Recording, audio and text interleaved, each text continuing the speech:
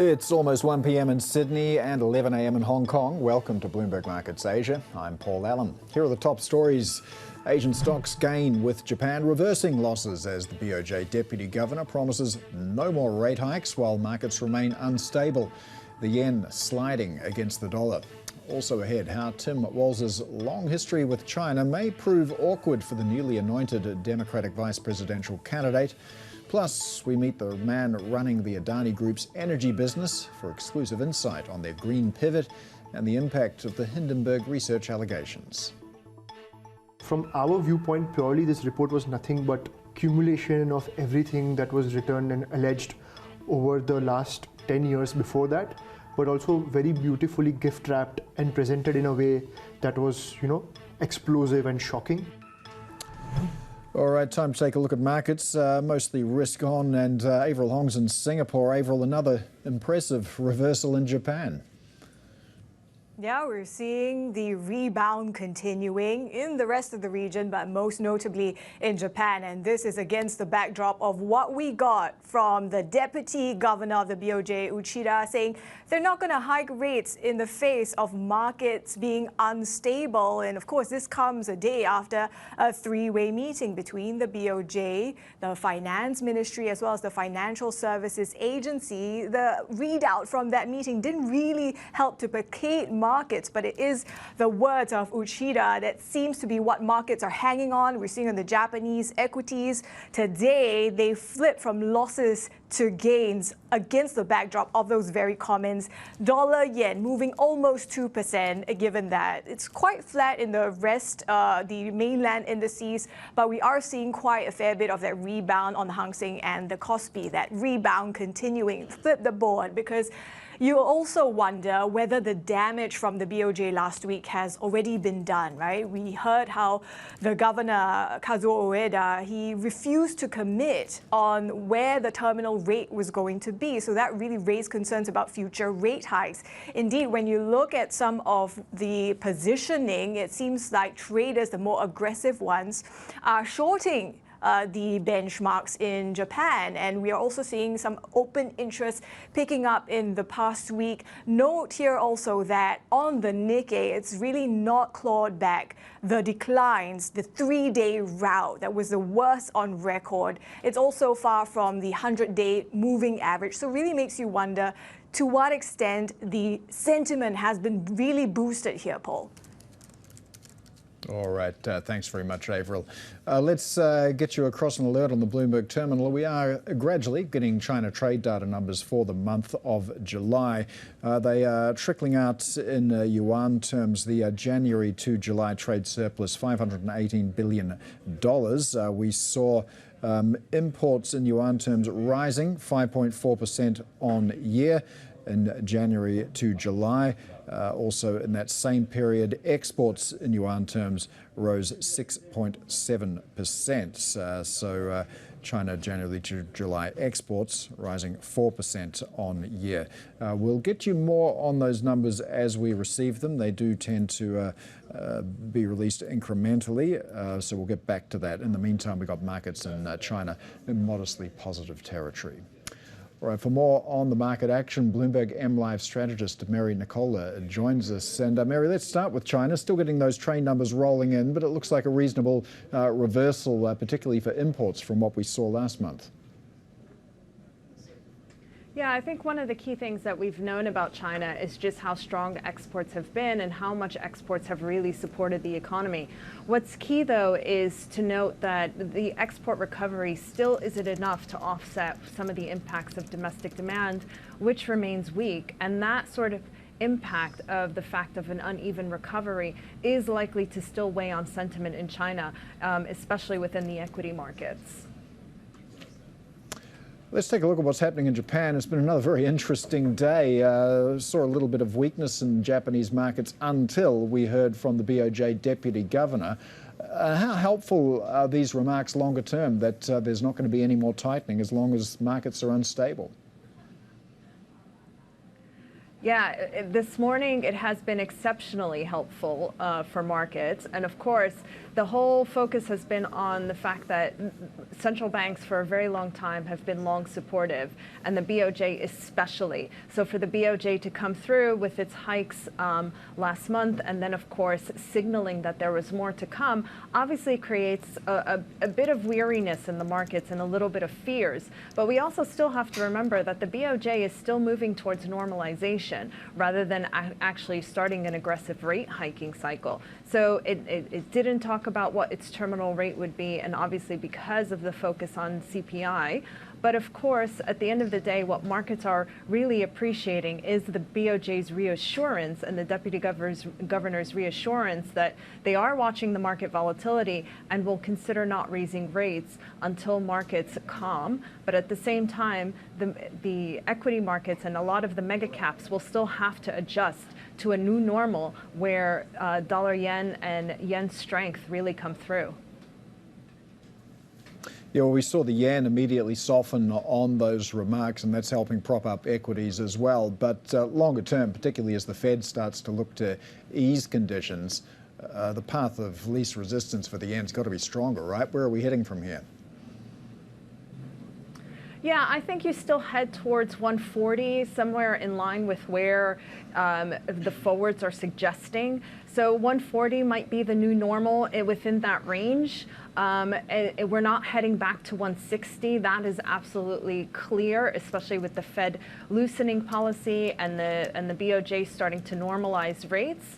But it's hard to really say that it's the end of the carry trade when we're not seeing any sort of aggressive tightening. Rates are going to stay low in Japan. So until the markets settle and realize that Japan still has pretty low rates, then we can see that carry trade slowly come back.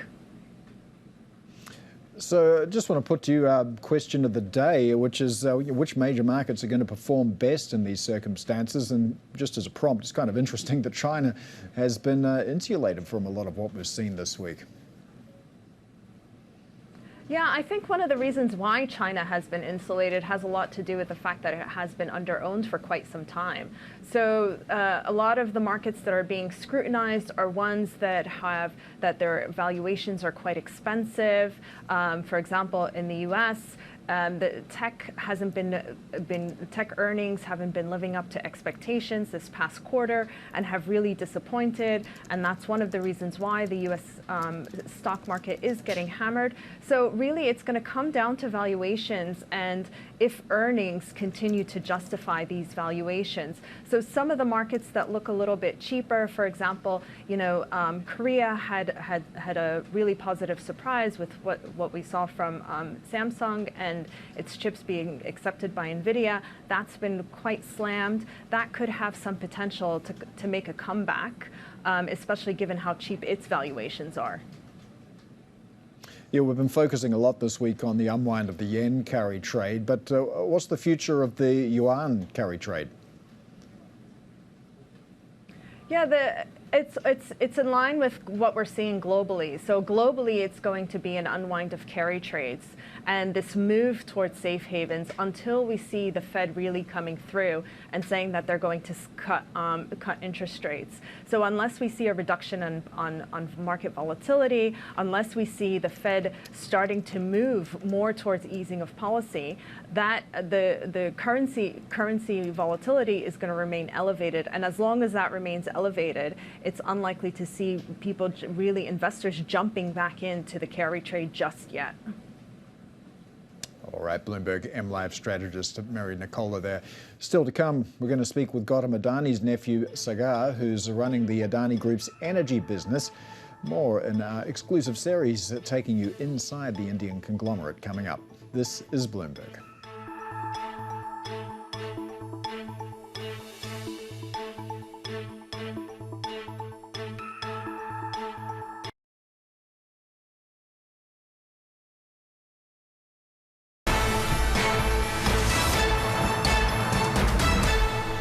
Donald Trump's not fighting for you or your family. He never sat at that kitchen table like the one I grew up at, wondering how we were going to pay the bills. He sat at his country club up in Mar-a-Lago, wondering how he can cut taxes for his rich friends. That's the newly selected Democratic vice presidential candidate, Tim Walz, speaking at a campaign rally in Pennsylvania just a few hours ago. So let's get more on Kamala Harris's choice of Walz as details of his long-standing connections with China become a key focus. Get over to our news desk editor, Jill Desis. So, Jill, Walz's relationship with Beijing, I mean, I'm sure it came up in screening, but is it going to be trouble or a benefit for Kamala Harris? Yeah, well, Paul, look, so first of all, this is really, Tim Walz is really the first candidate that we've had on a presidential ticket like this with actual China experience since, George H.W. Bush and his ambassadorship. For Tim Walz, very different kind of scenario here. So he used to teach English in Guangdong province of southern China back in 1989, 1990. I think he said some things that maybe Beijing might take some umbrage with. He actually got married on the anniversary of the Tiananmen Square crackdown and has made some comments there. He's also met with the Dalai Lama, the Tibetan spiritual leader in exile, and he's made some other comments, particularly around Hong Kong and such. We'll have to see what that ultimately translates into. But Paul, I'd point out that largely Tim Walz's comments on China actually track pretty well with the Biden administration. I think China and Beijing also just more broadly see the relationship, with the U.S. as somewhat antagonistic. But ultimately here, you're probably looking at a candidate who, is going to take a hard line on issues involving military and technology, but then is also going to try to make some inroads on things like renewables and energy and stuff like that. So we'll have to see what that ultimately translates into. But yeah, I mean, pretty standard line for, a candidate working, with another member, obviously, Kamala Harris of the Biden administration here. Thanks very much, Jill. I just want to get our viewers across some breaking news out of China. It is those trade numbers for the month of July that we were waiting for. Real mixed bag, misses to the upside and the downside. Exports not as strong as expected, growing at 7% in July.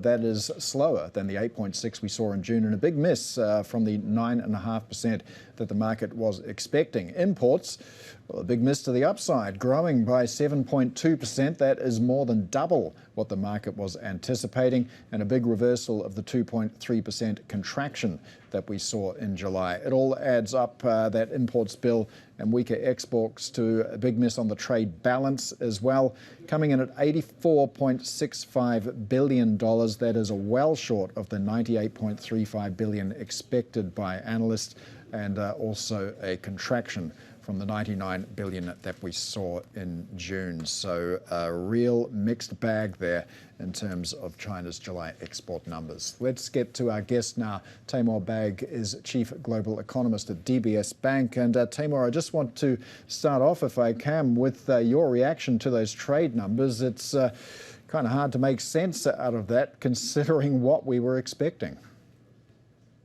Hi, Paul. I think we should take a slightly longer time span to get a sense of what's happening to the trade numbers. And if we look at it on a 3-month moving average basis, the last 3-4 months for Asia in general have been good few months. When you look at Vietnam, Korea, Taiwan, like the really bellwether export-oriented economies of Asia, exports have been in the double-digit growth number. China's number, in my view, looking at just what we just saw, it's all right. We're seeing import pickup. To me, that's a sign of stronger domestic demand because we haven't had a major import price effect, so it must be volumes that are up. And on the export side, it may not be as strong as we had hoped, but it's decent positive growth number. Again, looking at the totality of the 3-4 months, these are good numbers. Given all the uncertainty around, we'll take it. Okay, that is a 7% increase in exports, though. It's a reversal from what we saw in June. What does that tell you about the health of manufacturing and exports in China? I think manufacturing are doing pretty well considering all the headwinds in the world. We're seeing signs of slowdown in the US, we're seeing sirens of protectionism in Europe, but we're seeing robust demand intra-Asia. I think that's helping China to some extent, offsetting some of the headwinds that are coming from the West. This could well be the harbinger, not for the last couple of months, but for quarters and years to come, where the golden era of exporting robustly to the West is somewhat supplemented and offset by deeper regional integration. So I don't look at these numbers with a alarming, mentality. I'm seeing it as basically what it is. There's a big shift in the global supply chain, big shift in demand orientation, and Chinese exporters are doing the best they can. All right, so what does this mean for the second half of the year for China? What are your expectations? We think it is still on track for a 2024 growth rate above 5%. If we see some pickup in consumption, and by the way, after the third plenum, we've seen a raft of consumption supporting measures being introduced. This, in conjunction with the fact that there's been a raft of property supporting measures, some of them will bite. Some of them will help consumption, housing bottom out to some extent. So we are thinking that on the back of trade and some bottoming out of consumption, we could have a pretty decent second half of the year. And we're still comfortable with our 5% growth forecast for 2024. So in your view, does this mean a vindication for policymakers in China when it's come to this sort of piecemeal approach to stimulus? And is that it? Are we not likely to see any more stimulus for the rest of the year? Oh, I'm pretty sure we will see more. The mountain of debt around property sector, the lack of confidence among consumers is still substantial. We're talking about developments on the margin. We're not talking about the totality of the problems that the Chinese economy faces, which is a lack of confidence, which is the massive workout required for the property market. I don't expect the property market to be a source of substantial tailwind. We're basically talking about managing the headwinds. Similarly, on consumption, these piecemeal approaches would help. They won't substantively turn the economy around. 5% growth is great given all the headwinds, but of course China can do better given its aspiration. So we're kind of in between. Not as great as the authorities would hope, but not as bad as we had feared at the beginning of this year. I want to talk about what we saw in Japan a little over an hour, well, a couple of hours ago as well. We had that assurance from the Deputy Governor of the Bank of Japan that there's not going to be any rate increases so long as markets remain unstable. Well, that really put a floor under things in Japan today. We've got the yen past 147 again. So I guess it was useful for stabilizing things now. But what about down the track if the BOJ wants to tighten again? Right. I thought stability came yesterday. For me, these comments were actually not that necessary. The market had found a bottom already yesterday. VIX had come down. We saw a rebound in dollar yen, and we saw the stock market being characterized by value-seeking investors. So I think that BOJ needs to also take a deep breath, and I think take a page out of the Fed's playbook. The Fed officials don't react to every day's market developments, even if they're dramatic developments. And we saw that after Friday's data. Over the weekend, you didn't see panic-stricken Fed officials trying to calm the markets. There were Fed supporting statements being issued through Monday, Tuesday, and I think that's more than enough. Similarly for Japan, I think BOJ, having embarked on a policy of normalization, can't keep on going one step forward and one step backward, because then we will basically see the movie that's played out in the past. Twice in the past quarter of a century, Bank of Japan has tried to normalize and gone to the brink and come back because the market has had tantrums. I think the economy is in a far better shape. The market valuations are far more stable for them not to panic.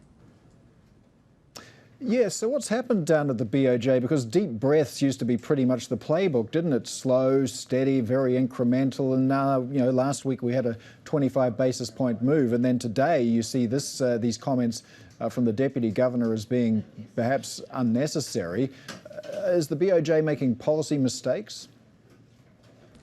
Well, they haven't taken any policy measures. This is just talk, and 2 days later the talk can change. So I wouldn't put it past them. I have followed Governor Ueda for a very long time, and my understanding of Governor Ueda's reaction function to underlying macroeconomic developments is that he is, in its heart of heart, a hawk. Of course, the current circumstances in Japan don't allow for hawkish sentences or statements. You can see what happens to the market. But I think he would be keen to take the economy to a path of normalization that would help Japan's financial sector, that would help the inflation, wage dynamic, and I think some degree of positive interest rate would be helpful. We're not talking about 2, 3, 4%, but we're not talking about zero either. Bank of Japan has to find that middle ground. Taimur, I also want to talk about some of the research that you've been doing recently on Southeast Asian markets. I know you see some growth in Southeast Asia outpacing China in the next decade. What's underpinning your arguments? Right. We had a lot of fun writing this report. It was a labor of love. Took about 8 months in conjunction with Bain & Company and Angsana Council. We released the report last week. The key message in the report is, notwithstanding the geoeconomic fragmentation and the trade tensions around the world, we think that the stars are aligning for several Southeast Asian countries who can ride on the back of China Plus One strategy, green transition, moving up to leading edge technology, and draw substantial investment and have that investment-led growth being their characteristic for the next decade. So we do think Southeast Asia being able to draw even more investment than China. In fact, some of the investment will come from China, but it would nonetheless not be China-bound, but rather Southeast Asia-bound. We expect to see that. We also expect to see a significant push toward improving human capital, which we think is absolutely critical to get sustainable growth in the region. So not just get some young workers, not just get some capital, but also get some good quality workers, young or old. So we expect to see that transpire, whether it is in Singapore or Vietnam or Malaysia, and perhaps also in Indonesia and Thailand. It's not necessarily a rosy outlook. We are cognizant of all the challenges out there. It is, in our view, a fairly realistic outlook, but one that nonetheless points toward growth outperformance and investment outperformance in the coming decade. Are there any lessons for Southeast Asia from China, particularly in terms of governance? I think there are some sobering lessons from China. Number one, it is hard to compete with China on certain things, and therefore there's no point in embracing China Plus One under the illusion that one can sort of replicate the Chinese supply chain in Southeast Asia.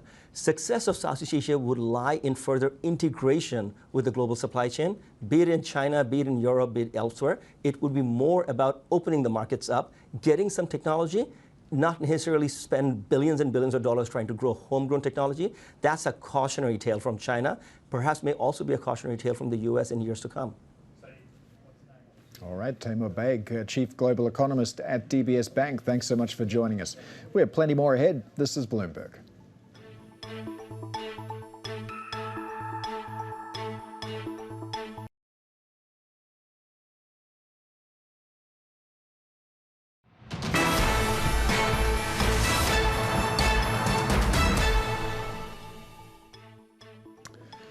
All right, let's take a look at what's going on in markets in Japan. Avril Hong's in Singapore with a closer look. Avril. Yeah, Paul, I mean, we've been distilling the words from Japanese authorities in the past day and indeed today. After that three-way meeting, what we took away from that was how the currency chief, the new currency chief no less, pretty much admonished the Bank of Japan, saying that the central bank is going to have to look at this FX volatility going forward. But ultimately, it was the words of Uchida saying they're not going to hike rates if we see markets unstable. That is really what the markets reacted to. And we're seeing how dollar-yen jumped almost 2% now. Now, let's flip the board, because even as we kind of look at what we're seeing on dollar-yen, and note here as well that some of our strategists have been talking about how, given BOJ might be in a holding pattern for now, the lever shifts to the Federal Reserve. We're also seeing in the stocks that massive rebound still underway, and much of this was led by the financial stocks as yields look to have bottomed. We're keeping a close watch on SoftBank earnings later today, and it's expected to log a small profit, but this was also a stock that was very badly beaten up. Part of that Monday onslaught, the worst decline since 1998. We're going to be keeping a close watch on its AI bets going forward, whether it says anything else. Flip the board again, because we have India markets, the bonds and the currency markets coming online. Yesterday we saw the rupee actually hitting fresh record lows. India bonds were also part of Monday's rally, and it petered off a bit yesterday. It's not really changing much today either. Paul? All right, thanks very much, Avril.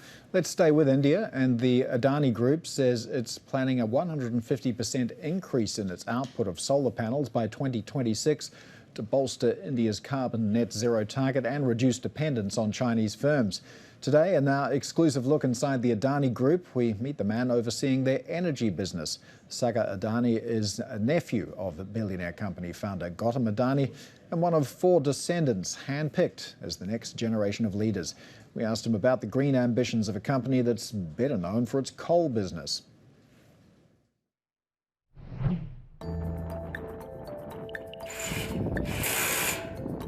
These workers are braving summer temperatures of over 40 degrees Celsius in western India, putting up rows of solar panels and giant wind turbines.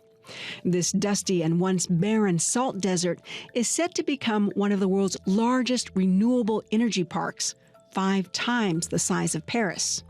This is being developed by India's biggest coal importer, the Adani Group, as it tries to align itself with the Indian government's climate goals. Tasked with meeting this challenge is Sagar Adani, nephew of Indian billionaire Gautam Adani. Though still in his early 30s, he's already spent nearly a decade at the Adani Group.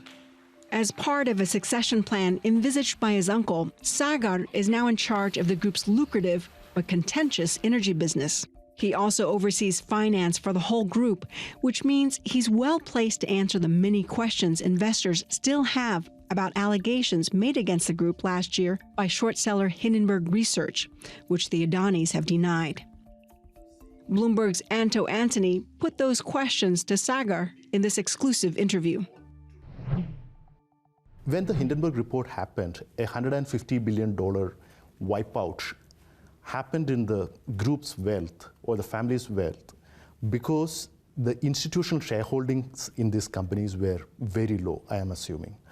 Is there any other reason which you can think of? So that is a perception that is very different from reality.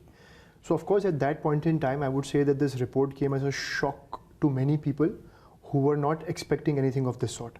From our viewpoint, purely this report was nothing but accumulation of everything that was written and alleged over the last 10 years before that, but also very beautifully gift wrapped and presented in a way that was, explosive and shocking, so to speak.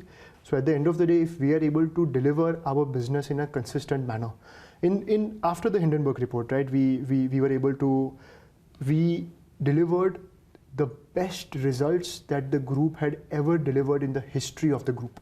As far as institutional shareholding goes, people don't understand this, but we probably have some of the most diverse institutional shareholding, long-term equity in our portfolio compared to any other global businesses, or certainly most of the businesses domestically. We have long-term players like QIA from Qatar, sovereign wealth. We have sovereign wealth funds that participate with us. We have strategic equity partners who participate with us, Total Energies of France. We have a lot of other smaller institutional participants in our ecosystem. We have corporates like IHC, which are some of the largest companies in the Middle East who participate together with us. We have participants in our portfolio and our platform across every single type of investor base that there exists in the world. So yes, there were concerns. We sat down with our partners, we explained to them in terms of what we actually do, what the real factual situation is. And once they understood, they were comfortable. And those same partners who there were allegations that they were worried they don't participate with us anymore, strategic long-term global equity partners, they've only doubled down since the Hindenburg report came. If I'm looking over the last 5 to 6 years, we see a 20 or 30-fold surge in the group's market cap. What explains such a huge premium for infrastructure companies? What are you offering investors here? So today, you look at it as a significant premium for an infrastructure company. We look at it from our perspective as these infrastructure platforms available for investors today at some of the lowest valuation multiples anywhere in the world. So us knowing the company's growth path, knowing what we're executing on already today with our known projects and our committed investments, over the next 3 to 5 years, the growth that every single one of these companies will have will means that investors participating in our listed companies today have access to this opportunity at some of the lowest growth adjusted multiples anywhere in the world. So we look at it the complete opposite way as what the perception of yours and market perception is. But overall, ultimately, what are we offering to the investors? We think that we have a once in a generation opportunity of investing significantly in the type of assets that have long-term 35-year, 40-year stability. The assets we invest in, ports, roads, airports, railways, renewable power, thermal power, transmission lines, distribution companies, data centers, all these assets are long-term assets. Why are the analysts not able to understand your business models? For instance, if I'm looking at some of the Adani Group companies, there is absolutely no analyst coverage or just 1 or 2 analysts are tracking it. Where is that disconnect coming from? So always, whenever you see analysts in the context of the country, they have never seen before a platform of infrastructure growing at the speed that we have been growing. There has always been a mindset of, analysts have many times covered various companies, right? Government companies, infrastructure. There's no other private large infrastructure platform in the country. So analysts have been looking at various other companies where there's a 10%, 20% year-on-year growth, quarter-on-quarter growth. Many times the investors that they cover are also investors who are quarter-on-quarter, 6 monthly, year-on-year investors. We don't offer anything to our investors on a quarter-to-quarter basis. Our assets are 30 years, 40 years, 45 years. So our target investors are not ones that look at quarter-on-quarter results and determine investment potential. Our target investors are ones that look at a 10-year horizon, 20-year horizon, 30-year horizon. And analysts in India have historically not covered that. When I say all this, we also recognize that it's our duty to make sure that we engage with the analyst community much deeper, much stronger. We're already doing that. So you will see that a lot of analyst reports have come out over the last year and a half, which were not there earlier. Global companies like Cantor Fitzgerald, some of the top investment banks in the US, Jefferies, many of the Indian analysts, Sunidhi, Ventura, they've all started to cover us, which they did not a year and a half ago. There is a long-running allegation against the group that the family is holding much higher stake than it is disclosing through overseas entities, and the real public float of the company is lesser than what it claims to be. How do you address that concern? See, such stupidity does not even deserve an answer, to be very honest with you. For us, we're working in a regulatory context of SEBI in a market like India where everything is fully publicly disclosed. These allegations have been there over last many years, many months. Every single regulator of multiple jurisdictions has looked at everything multiple times and has found nothing. And if I may ask, the US DOJ investigation, which has widened of late to figure out whether group-related entities or people have paid some bribes in India. This is the news that Bloomberg had reported. Now, this is a business which comes under your purview. Do you know anything about this? So we, as a company policy, don't typically respond on legal or quasi-legal matters. We made a public statement about this overall anyways, that if there is even an entity that looks at it, it's in due course of their regular business and their regular interactions. So there's nothing specifically in particular that we have to disclose to the market that's separate or in addition from that. There seems to be widely held perception that the group's fortunes are very closely tied to Prime Minister Narendra Modi's. How do you address this concern? See, I think there is a very strong difference between perception and factual reality. People's perceptions beyond a point we can't do much about, but if you look at factual reality of what we've done across the group, right? Majority of our growth period as the Adani portfolio of companies and the Adani Group overall has come prior to the, if you look at pure, growth of businesses, growth of assets, growth of cash flow, a predominant foundation of that, majority of that has come prior to the time of Prime Minister Modi. Even today, when a certain party is in power, we work in 22 different states all across the country. Most of those states, many of those states are non-BJP states, right? Ultimately, what people don't realize outside is that from a business perspective, most of the businesses is done in the states, not in the center. Most of the action, most of the growth, most of the assets, most of the concessions happens at a state level, where there is regional parties, where there's opposition parties, where there's the same party as the ruling party in the center. And we work across all different political parties because the thing that we fundamentally do is infrastructure. And for that, an alignment with the objectives of the government is very important. And that's the fundamental success story that we've had over the last 30 years, not the last 10 years that Prime Minister Modi has been in power. It's fiction or a fairy tale that a company can grow so big in 5 years or 10 years. Nothing like that exists anywhere in the world. Are there any specific plans to phase out the coal business in line with the targets which government has set? Any specific plans or any specific timeline? So we will of course follow the government's guideline in terms of what the country needs. So in sync with that, whatever we need to do, we will do. But of course, our predominant focus is on renewables, is on sustainable energy. And with a significant push towards that, whatever we do with other sources will be a very small proportion of the larger context of how we invest.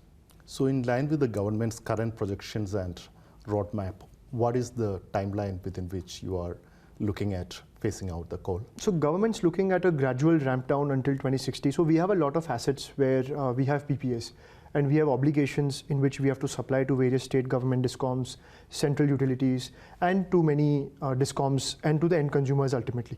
So those obligations, contractual obligations, of course, have to be met. Our thermal platform is completely ring-fenced. It's completely independent. So with the cash flow that that company generates, that company takes its independent call with regards to how it wants to invest its own cash flow. Some of it they'll use for growth, some of it they'll use to distribute. But again, all of those plans are going to be dependent on the demand profile of the country. So ultimately, if there is a significant demand further, if the country requires it, if the people require it, and if the government requires it, that company will make its own call. But from a family perspective, when we look at a larger investment portfolio, whatever the thermal and the fossil fuel business does is going to be a small proportion of our investments in the entire sustainable value chain. Once Mr. Gautam Adani steps away, we wouldn't have anybody who can take a final call on things. It's a joint decision making from what I understand. How will that work out? So already there is a very, very close interaction between all the, so to speak, G2 members. We have our regular meeting cadences. We meet in a very structured manner once every week. We make sure that all important decisions are all socialized, are all discussed jointly, and there is, in different aspects, different people take leads, but everyone's views are always incorporated in however we do everything. So that's something that we have already been practicing over the last about year and a half, and that's something that's becoming deeper and deeper and deeper as we move forward. That's Adani Green Energy Executive Director Sagar Adani speaking exclusively with Bloomberg's Anto Antony. And there's more on the Adani Group coming up when we get analysis of their work in renewable energy with JM Financial Services. This is Bloomberg.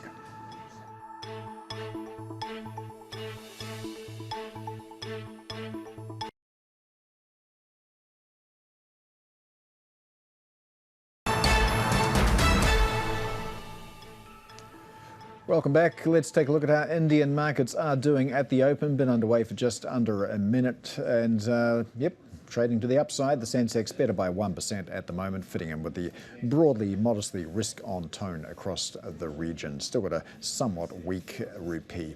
Now more of our exclusive Adani coverage. Adani Green Energy Executive Director Sagar Adani told us more about how India's progress on renewable energy is also going to help reduce its dependence on Chinese firms. The solar panels are mostly imported from China because the government of India came up with a PLI scheme a couple of months ago. So us, along with many other companies in India, participated in that particular scheme. So as a part of our obligations under that scheme, we are also ramping up our solar manufacturing significantly. Today, we have an approximately 4,000 megawatt integrated ecosystem of solar panels. That's ingots, wafers, cells, and modules put together. Our ambition is to scale that up to 10 gigawatts. Ultimately, in terms of if you look at a rough annual ramp rate of our production, in terms of new capacity we'll be adding every year, we'll be requiring about somewhere between 10,000 to 12,000 megawatts of new solar panels every year. That's why we ourselves are ramping up our capacity to 10,000 megawatts per year. So sure, there'll be a little bit of imports, but towing the line of the government of India, we are ensuring that we set up our ecosystem in place as well, that a majority of what we use in our plants is manufactured domestically. We are not there today, but our effort and our investments are in sync with getting to that place in the very near future. Well, let's get some more insight on the Adani Group's energy business and the broader sector as well. Joining us from Mumbai is Avani Bhatt, Senior VP for Equity Broking Group Research at JM Financial Services. And Avani, when we think of Adani, well, typically in this country at least, Australia, we think of coal, and it is, of course, still India's biggest coal importer. But as we just heard from Sagar Adani, they're building a renewable energy park. It's 5 times the size of Paris. How do you see renewables contributing to Adani Energy's bottom line in the coming years?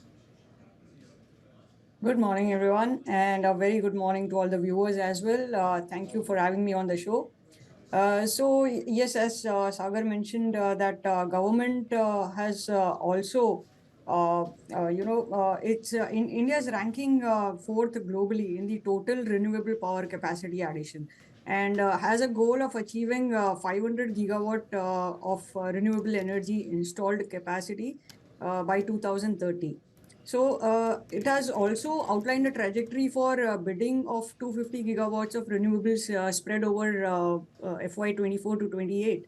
And to enhance India's manufacturing capabilities, it has allocated rupees 240 billion in high efficiency solar PV modules under a PLI scheme, in which I think Adani has also participated.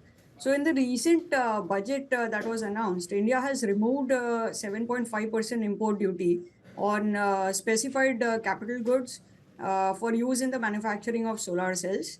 And however, it imposed a 10% duty on import of solar glass and 5% in solar glass and 5% duty on the tinned copper interconnect used in solar modules. So these measures will likely encourage the localization and development of domestic solar module industry.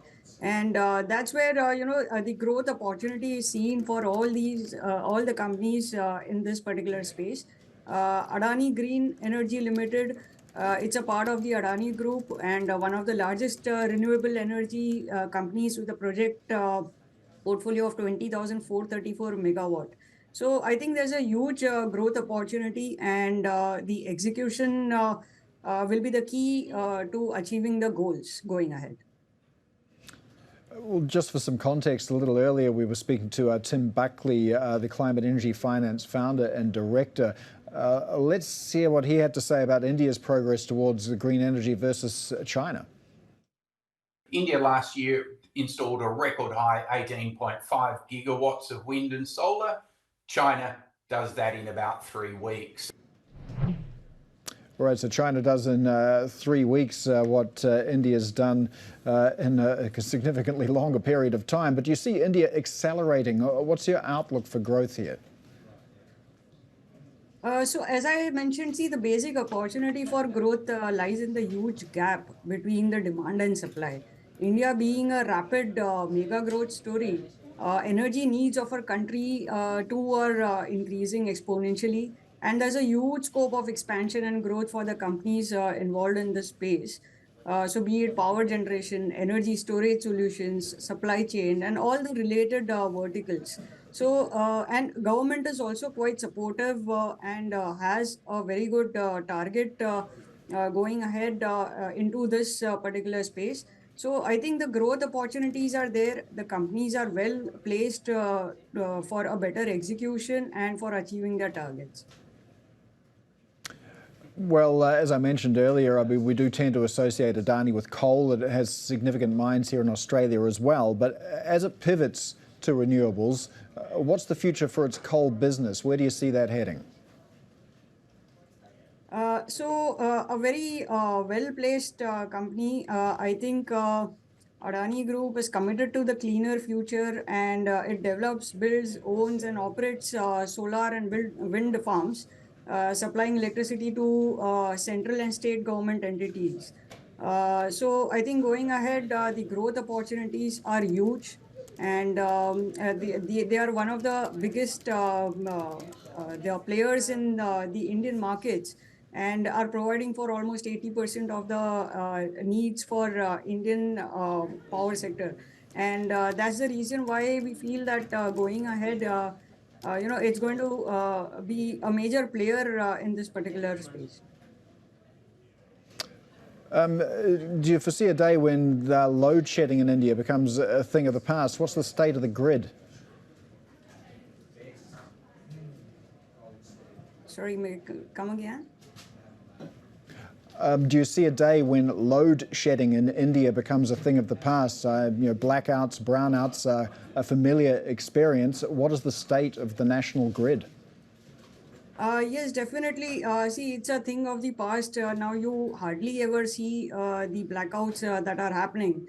And now currently, so basically the country had 192 gigawatts of combined installed capacity of renewable sources, of which solar constituted 83 gigawatts and large hydro 47 gigawatts, wind 46 gigawatts and others 16 gigawatts.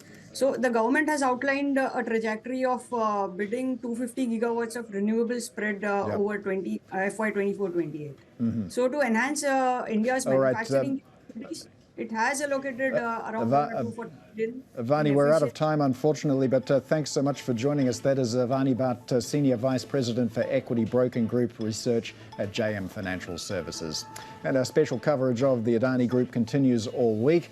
Tomorrow we hear from Jeet Adani, Gautam Adani's youngest son, who's overseeing India's biggest network of privately operated airports. This is Bloomberg.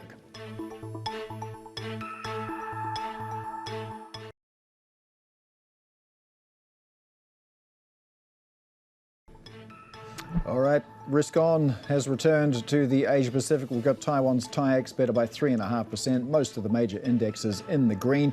Interesting things happening in New Zealand as well. The Kiwi dollar, one of the best performers, and yields on the New Zealand 2-year rising after the jobless rate rose less than forecast. All right, that is how things look as we leave you on Bloomberg Markets Asia. Horizons Middle East and Africa up next. This is Bloomberg.